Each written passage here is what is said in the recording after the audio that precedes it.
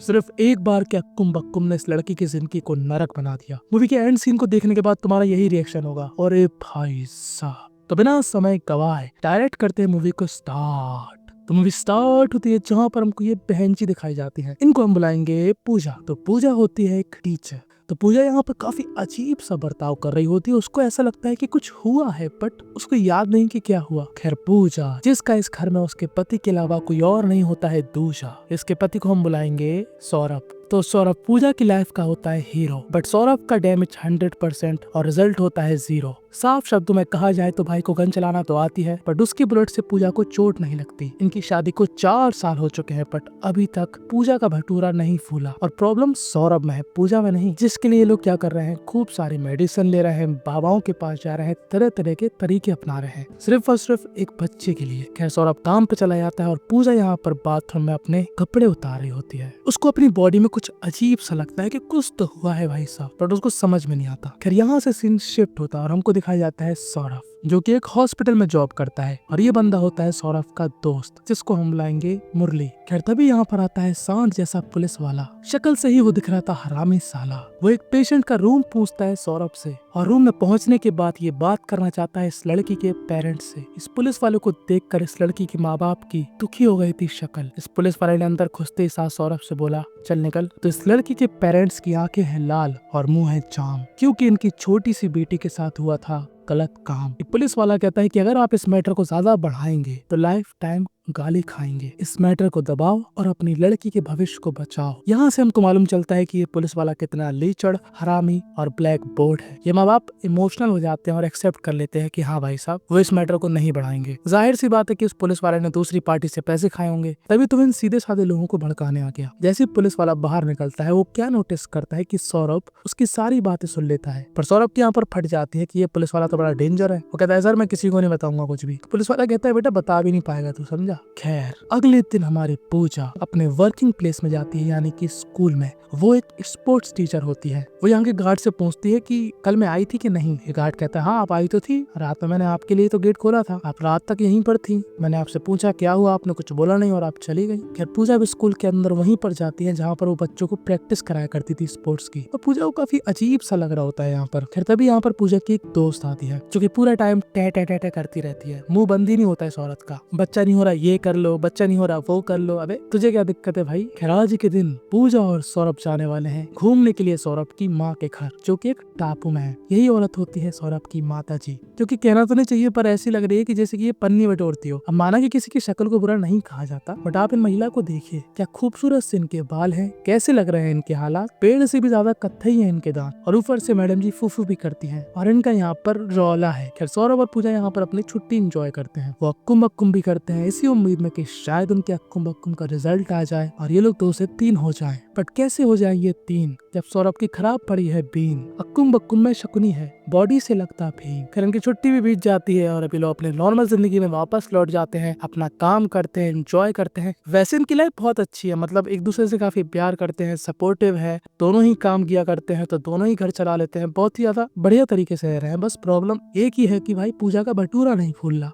और हाँ सॉरी मैं एक चीज भूल गया, इस मूवी का नाम है द टीचर। ओके 10 बार बोल रहा हूँ, the teacher the teacher the teacher the teacher the teacher the teacher the teacher the teacher the teacher the teacher. अब कोई मेरे से अगर कमेंट में पूछेगा नाम क्या है, नाम क्या है, नाम नहीं बताते, नाम बताया करो। अबे भाई खैर अब तुमने अगर ऐसा कमेंट किया ना तो तुम्हारे घर आकर मैं तुम्हारे बगल में बैठ के तुम्हारे कान के अंदर मूवी का नाम बता के जाऊंगा। फिर वापस अपनी कहानी में आते हैं। हम भी पूजा की खुशी चाहते हैं और लो भगवान ने हमारी सुन ली। कुछ दिनों बाद पूजा को कुछ अजीब सा लगता है और वो जैसे ही चेक करती है कि क्या वो प्रेग्नेंट है, और लो बधाई है वो प्रेग्नेंट निकलती है। भगवान सबको खुशी देता है, बस टाइम लग जाता है जरा सा। अब पूजा का भी पेट होगा बड़ा सा, बट पूजा का यहाँ पर मुंह बना था सड़ा सा। और वो अगले दिन इस बारे में बात अपनी बेस्ट फ्रेंड से करती है, जो कि उससे कहती है तो खुशी की बात है, तू उदास क्यों है। पर उसकी बेस्ट फ्रेंड ये नहीं समझ रही थी कि इनडायरेक्टली वो क्या कह रही। वो रातों में नींद नहीं ले रही और सौरभ भी इस बात से परेशान है कि हुआ क्या है। और जिस चीज को सुनकर सौरभ इतना ज्यादा खुश होने वाला है, वो चीज पूजा सौरभ को क्यों नहीं बता रही। आखिर वो ऐसा क्या सीक्रेट छुपा रही। अब लड़की प्रेग्नेंट होती है तो वो कैसी वीडियो देखती है, बच्चे केयर कैसे करें, प्रेगनेंसी के दौरान क्या करना चाहिए। बट पूजा मैडम जी यहाँ पर फेसबुक खोलकर लड़कों की प्रोफाइल देख रही होती है और ये लड़के उनके स्टूडेंट ही थे। और वो अगले दिन अपनी बेस्ट फ्रेंड से मिलती है। जो सीक्रेट हमको नहीं पता उसने वो सीक्रेट अपनी बेस्ट फ्रेंड को बता रखा है।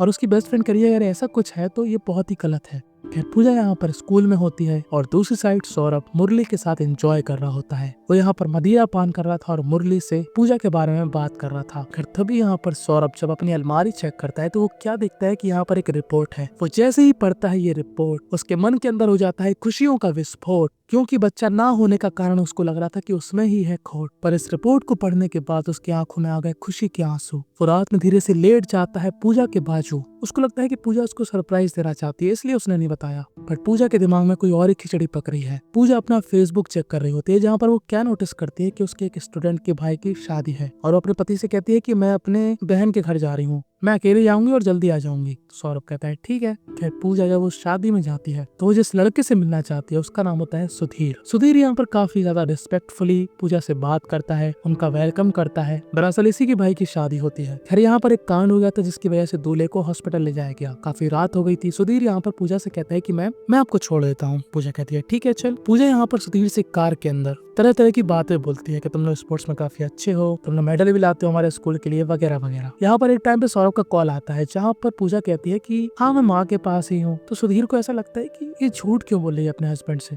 फिर तभी यहाँ पर सुधीर बस स्टैंड पर आता है। पूजा कहती है रुको मेरा पर्स यहीं पर रखा हुआ है, मैं आती हूँ चेक करके कि बस अवेलेबल है कि नहीं। पूजा यहाँ से जाकर बैठ जाती है एक जगह बहुत ही ज्यादा घबरा कर, क्योंकि उसके अंदर चल रही थी कोई और ही कहानी। वो यहाँ पर टाइम पास करने के लिए ऑर्डर करती है नींबू पानी। वो थोड़ी देर टाइम पास करने के बाद दोबारा सुधीर के पास आती है और कहती है सुधीर एक बस है यहाँ पर, तो अब तुम जाओ मैं निकल जाऊंगी। और वो जैसे ही बस की सीट पे अपनी तशरीफ रखती है सबसे पहले अपना फोन चेक करती है, जहाँ पर हम लोग क्या देखते हैं कि वो पूरे टाइम रिकॉर्डिंग कर रही थी। जब सुधीर उसके पर्स के साथ कार में अकेला था तब उसके फोन की रिकॉर्डिंग चालू थी। आखिर वो ऐसा क्या पता करना चाहती है। और जब वो रिकॉर्डिंग सुनती है तो हम लोग क्या पाते हैं कि सुधीर यहाँ पर अपने दोस्तों से बोल रहा है कि अब यार वो फिर आ गई, मुझे लगता है उसको शक हो गया, अब हम लोग पकड़े जाएंगे, मैंने तो कुछ किया भी नहीं था, तुम ही लोगों ने रायता फैलाया है। और ये बात सुनने के बाद पूजा के बिगड़ जाते हैं हालात। वो अपना होश खोने लगती है और बिलक बिलक के रोने लगती है, क्योंकि जो स्टूडेंट उसको लग रहा था आम, उसने अपने दोस्तों के साथ मिलकर पूजा के साथ किया था गलत काम, जिसका पूजा को शक था। रिकॉर्डिंग में ये भी मालूम चलता है कि पूजा को वो सब चीजें क्यों याद नहीं है ठीक से, क्योंकि पूजा को कोई नशीली चीज दी गई थी, जिसके बाद पूजा होश में तो थी बट उसको पता नहीं था कि वो क्या कर रही है, कहाँ जा रही है। फिर तभी होता है नया सवेरा और हमको दिखाया जाता है सौरभ का चेहरा। सौरभ जो कि यहाँ पर हॉस्पिटल में आया था डॉक्टर के पास, उसी हॉस्पिटल में काम किया करता था। ये डॉक्टर गर्भवती महिलाओं को देखती है। तो ये डॉक्टर सौरभ के आते साथ कहती है कि तुम्हारी बीवी उस बच्चे को दुनिया में क्यों नहीं लाना चाहती है। तो सौरभ कहता है ऐसा तो उसने मेरे से कुछ भी नहीं कहा। तो डॉक्टर को लगता है कि क्या उसने कुछ ज्यादा तो नहीं बोल दिया, क्या पता इसकी बीवी का किसी और ने तो खाता नहीं खोल दिया, तभी इसकी बीवी इसको कुछ नहीं बता रही। अब जैसे ही सौरभ घर में आता है पूजा भी घर में होती है और वो पूजा की कंडीशन देखकर समझ जाता है कि हाँ वो प्रेग्नेंट है,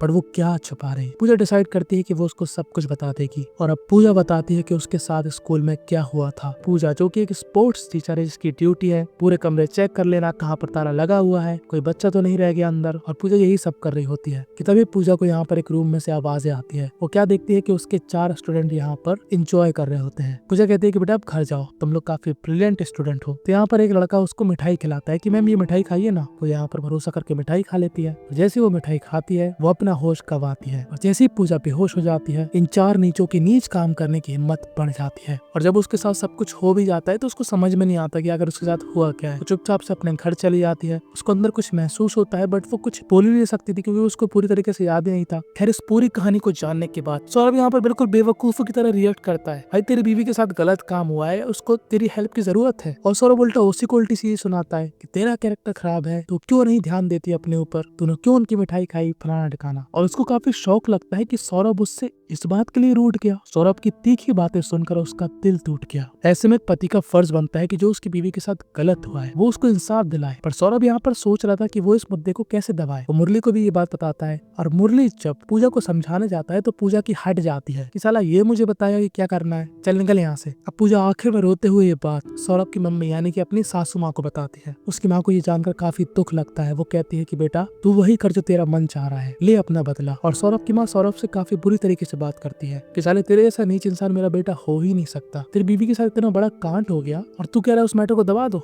खैर सौरभ अपने घर में है और पूजा अपने पापा वाले घर में आ चुकी है। खैर उसको फेसबुक से एक और लड़के के बारे में मालूम चलता है जो उन 4 लड़कों में शामिल था, जिसको हम बुलाएंगे प्रतीक। तो प्रतीक यहाँ पर डिलीवरी बॉय का काम करता है, जिसको पूजा ढूंढ लेती है। पूजा यहाँ पर प्रतीक से कहती है बेटा तू हो गया है बड़ा, और पूजा उसको छू कर उसके अरमानों को कर रही थी खड़ा। वो उसको एक होटल में मिलने के लिए बुलाती है। खैर प्रतीक से यहाँ पर लार टपक जाती है कि वाह पटाखा खुद ही मेरे पास आ गया और कह रहा है मुझसे कि मुझे फोड़ दो। पर पूजा का यहाँ पर एक और आदमी साथ दे रहा होता है। ये पहनता नहीं है वर्दी, देखने में लगता है ठरकी, पर वो जानता है कि ये लड़की है घर की, यानी कि पूजा के पापा ने कुछ एहसान किए थे जिसकी वजह से ये लड़का आज इस मुकाम पर पहुंच चुका है। तो वो उसकी हेल्प कर रहा है, वो उसको दीदी दीदी बुलाता है। खैर अगले दिन जब पूजा प्रतीक से मिलने चाहती है, प्रतीक यहाँ पर रेडी स्टेडी गो करके एकदम धप्पा कर देता है उस पर। अब पूजा को काफी अजीब लगता है कि यार ये तो बड़ा तेज है, इतनी जल्दी स्टार्ट हो गया। पूजा कहती है रुको जरा सब्र करो। वो बाथरूम में चली जाती है और थोड़ी देर के बाद वो जैसे ही बाथरूम से बाहर निकलती है वो क्या पाती है कि यहाँ पर अकेला प्रतीक नहीं है, उसके 3 और दोस्त हैं जिन्होंने उसके साथ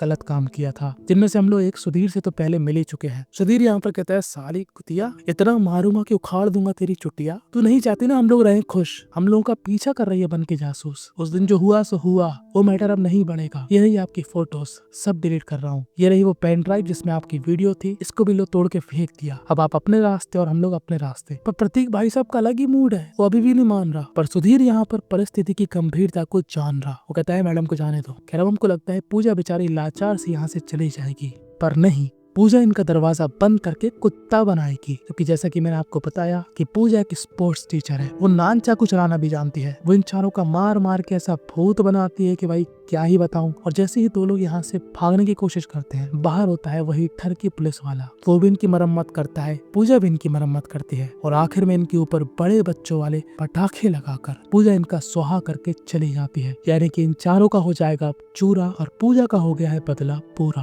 और मूवी के आखिर के सीन में वो सौरभ के साथ अब नहीं रहना चाहती है और जो बच्चा उसके पेट के अंदर है वो उसको दुनिया में लाना चाहती है। और बस यहीं पर ये मूवी एंड हो जाती है। इस मूवी से हमको यही सीखने को मिला कि जिससे आप प्यार करते हैं असली प्यार तभी दिखेगा जब आप उसका मुसीबतों में साथ दें। ये नहीं कि उसकी जिंदगी में कोई रायता फैला हुआ है और आप और रायता फैला रहे, सपोर्ट तो कर नहीं रहे हो, उसके दिमाग की माँ बहन कर रहे हैं जैसे सौरभ कर रहा था। वो बात जानने के बाद ऐसा मत करो मेरी जान, ऐसे टॉक्सिक लोगों से रिश्ता ना बनाए। और हाँ तुम लोग कमेंट पे अपना नाम लिख सकते हो जिसको मैं यूज करूंगा अगली वीडियो में। और हाँ ध्यान से मेरा टेलीग्राम ज्वाइन कर लेना क्योंकि वहाँ पर तुमको भर भर के अच्छी चीजें मिलती हैं। Subscribe my channel now. Tata bye bye, खाओ पियो सो जाओ।